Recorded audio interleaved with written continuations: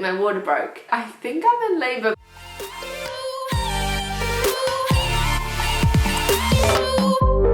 Hey guys, welcome back to my channel. If you are new here, my name is Steph and I am a first-time mum from New Zealand. I just gave birth to a beautiful baby boy 2 weeks ago and it honestly feels so unreal. I'm currently in this little love bubble. I feel so grateful to be where I am, to have a healthy baby boy, to have a very supportive partner helping me with this amazing new experience that we're currently going through. But I really wanted to sit down and create this video and talk about my birth story because birth is just an amazing, amazing experience. It is incredible what the human, what a female body can do and what a female body can go through.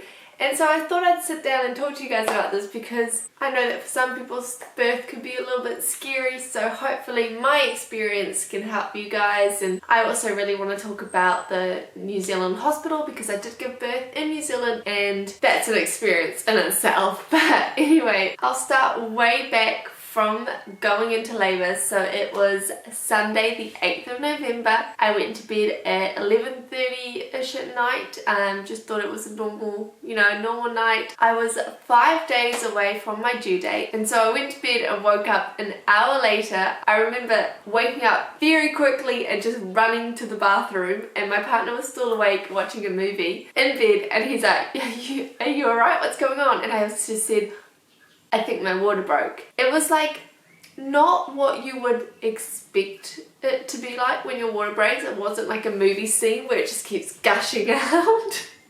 But it was, water that comes out that you have no control of. So that's how I knew that my water had broken, but it was just a small amount. I wasn't too worried. And then I would say straight away contractions started happening. So a little bit of a backstory is I was having contractions for about a month. I would get 1 or 2 a day. They lasted maybe a minute and they just felt like period cramps. And I did talk to my midwife about it and she obviously just said that's my body getting ready for birth. So it just means that every time the baby's head was getting lower and pushing on my pelvis, or I don't know where it was pushing, it was just creating like a contraction-like feeling. So I had been having these contractions for a while and I was getting quite used to them. So after my water broke, I suddenly started getting more of these contractions and I didn't really think anything of it because I was like, well, I've been having these for the past, month or so, no biggie.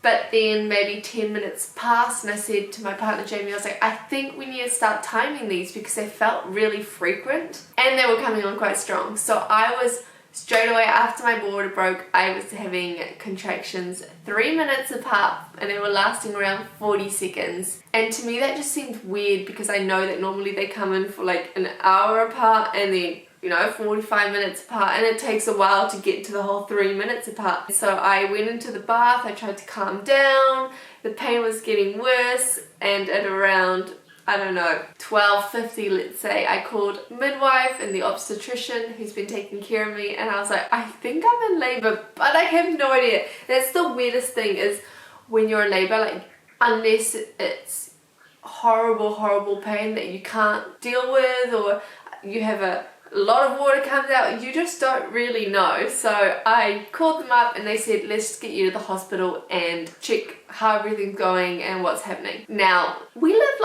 30 minutes away from the hospital, but the one day that I am in labour, 3 minutes apart contractions, the motorway was closed and we had to take a back way and it took 1 hour to get to the hospital. It was the worst experience of my life.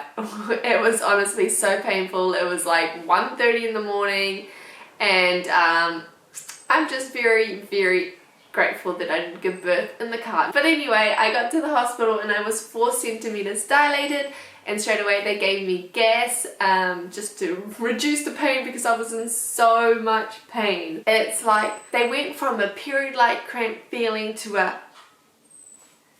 I don't even know, the worst feeling ever. The whole experience is a little bit blurry and I think that might happen for a lot of people, and that's why another reason why I want to create this video is because everything's a blur and another day goes by, the more I forget. So I got to the hospital, I was 4 centimeters dilated, I was on gas for about 2 hours. The longer I was in hospital, the more pain I was in, and so I did ask for an epidural. The hospital was so busy, like I'm not even over exaggerating. I was hearing babies come out left, right and center like every hour. It felt like hours went by and I had no one around me, no midwife, no nurse, my obstetrician wasn't there. It was quite full on, and they did tell me they were really busy, so I had to wait until 4 a.m. to get the epidural, and I was in so much pain. So after I got the epidural, they actually checked me and I was 9 centimeters dilated, and the midwife at the time was like, you were so lucky that I didn't check you before we put the epidural in, because otherwise they wouldn't have put it in. I think they stop at like around 7 or 8 centimeters, so I was very lucky that I got the epidural because I could not bear the pain. The worst thing was that the epidural didn't actually work, and I kept telling them, I was like, guys, it's not working. They were spraying water on my legs and I just kept saying it's not working. My contractions were like a minute apart and it was getting worse and worse. And that's one thing that I really want to like talk about, I guess, is that if you think that something isn't right during your birth, make sure that you tell someone, because they can't feel what pain you're in. They have no idea what's going on internally. They can just see externally, or I guess they have like monitors that check your heart rate and whatnot. But for this, they kept telling me just wait, like the epidural will work, and I just kept saying no, it's not working, it's not working. I just knew it wasn't working, and I was right. They had placed it incorrectly. So maybe an hour later I got another epidural, which is, you know, not something that you want. You don't want to be getting 2 epidurals. There are so many risks with getting an epidural, but anyway, I was very lucky that the second one worked. It only worked on one side of my body, which meant I still felt the pain on my right side, but I was able to keep calm and just focus on my breathing, and I even managed to get some naps in between each contraction, which was amazing. I was very tired. So when it got to around 6:30, I did start pushing, and I would have to say this was the most amazing feeling. Like, I enjoyed this part of my birth so much, because you know that baby is so close to coming, and they have this heart monitor on your tummy so you can hear the baby's heartbeat the whole time, and you know that baby's okay. And I don't know, there was just something about pushing to have your baby come out that was just so beautiful, and I really enjoyed that. And I did push for around 1 hour, and then baby came out and he was healthy and he started crying, and there is no way to explain how you feel the first time you meet your child, whether that is giving birth naturally or having a cesarean, you know, however you have a child, whether you're adopting it. It's just such a beautiful, amazing experience the first time that you get to hold them, and I am so grateful that I got to go through that experience. So that was kind of, you know, my birth wrapped up from going into labor and hospital. It was quick, 7 hours, I can't really complain, and overall it was a really easy birth. I was in pain, but it was definitely manageable, and I wouldn't change it for the world. I had such a good birth. I'm very, very lucky. So in New Zealand, after you give birth, you are in a labor room, and they transfer you to like the maternity ward, and where you go into another room. And because they're so busy and they're so understaffed and there were so many babies, they kind of try and get you out of that room quite quick. So I think it had been 3 hours since the baby was born, maybe 3 hours, maybe less, 2 hours. And they said, a midwife came in and said, all right, you know, you go have a shower, try stand up, try go to the toilet, and then we'll change your rooms. And this is where it got kind of interesting, because I stood up and I could feel all my legs, I could feel everything, so I knew that the epidural was gone and I wasn't in so much pain. But I was so lucky that my mum and my partner were with me, because when I went to go shower, I actually ended up fainting because of the amount of blood loss that I had, and my mum actually caught me so I didn't hit the ground. But I remember then my partner picked me up and put me on the bed, and that was so strange, because I woke up from fainting and I just saw this baby next to me, and I thought something had gone wrong. Like, I had no memory of what had just gone by, and it took me like a minute to realize what was going on. So that was like the first strange thing that I would say was maybe not okay with the whole hospital, is because they're so busy and they're trying to get everything moving. I would say they probably try and get you out of the room a little bit too fast. So anyway, I was safe and I did end up staying in that room for another 2-3 hours because of what happened. And then when I felt better and they got fluids into me, they moved me into the maternity ward, which is, like I said, another whole part of the hospital. And it gets even weirder in there because you share a room with someone else, another mother who's just given birth. And I had no idea what I was expecting, but I wasn't expecting to share a room with someone. And so by sharing a room, I mean like there is a curtain in between. So, you know, I was here, curtain, and they were there.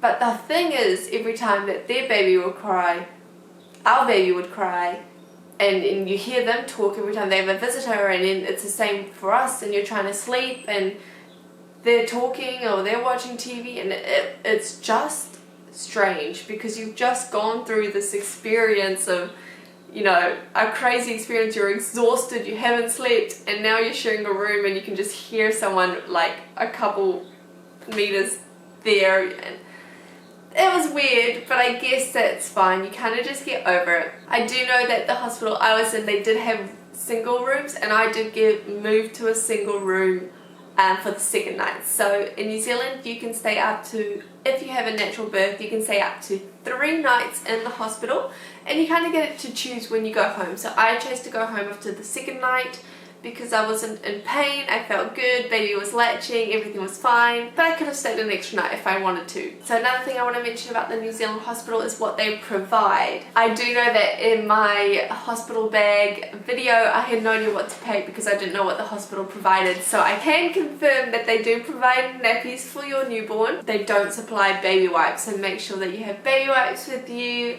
And for us mums who've just gone birth, they supply like these little mesh shorts, undies, and they will give you pads, but the pads are the ones without the wings, and what they do is they put like 3 pads on the short undie things, and it is quite uncomfortable. So if you have like those adult diapers, I bought those in. I used those over what they gave me just because it was more comfortable. So yeah, they do provide pads, they do provide nappies, they give you painkillers if you need, but then they don't really have anything else. I don't know what else they could have, but that was all that I was given. There is a shower, there is a toilet, but you are sharing that with someone else, and they do feed you. However, make sure that you tell them if you have dietary requirements. I told someone twice that I don't eat meat, and for the first day and a half they gave me meat. So my partner ate the meat and he went and bought me something else, and that's actually something else. I was told that Jamie wouldn't be allowed to be in the hospital with me at night, so he could be there from 9 AM to 9 PM and then he'd have to go home. And as a first time mum, that freaked me out. I was like, well, how can you expect a mum to take care of a newborn the first night by herself? I thought that was a horrible thing that they were doing. But they do let the partner stay there. Like, I know that the lady next to me, she had her partner, but they just don't provide a bed for your partner. So there's a chair. They will tell the partner, you need to stay awake and be there for the mum, for the baby. You're not allowed to sleep. That's literally what they told Jamie, and Jamie was like, yeah, that's fine, no problem. And I was so grateful that he got to stay. Yeah, if you can have a support person or have someone with you stay the night that they don't mind sleeping on a couch, then definitely recommend that. And to wrap it up, I just think that if you live in New Zealand and you're going to a public hospital, not a private one, then you just need to go in open-minded, because it's not going to be luxurious. You're going to have to share a room, you won't get 5-star meals, you won't get provided, you know, bags and bags of nappies. You just get what you need. But it's perfectly fine if you are just happy to just be there and look at your baby and just enjoy what you get. So overall, I'm really happy with my experience that I had at the hospital with my birth, and I would do it 100 times again if I could, because it is so worth it. I now have the best gift that I could have ever been given. But I think that is all I wanted to talk about. can't really think of anything else, and I think this video is probably going to be quite long already, so I'll wrap it up. But if you guys do have any questions, if you're a New Zealand mum or even another mum about to give birth and you want to, you know, ask me anything, then just comment it below and I will try my best to answer that. But anyway, thanks so much for watching this video, guys. If you don't already subscribe to my channel, then please do, because I'll keep uploading videos. I'm going to do lots with baby and show you guys how I manage to take care of a newborn. Hopefully I can learn some tips and tricks along the way, and then I can teach it all to you guys. But yeah, thanks so much for watching, and I'll catch you all on the next one. Bye!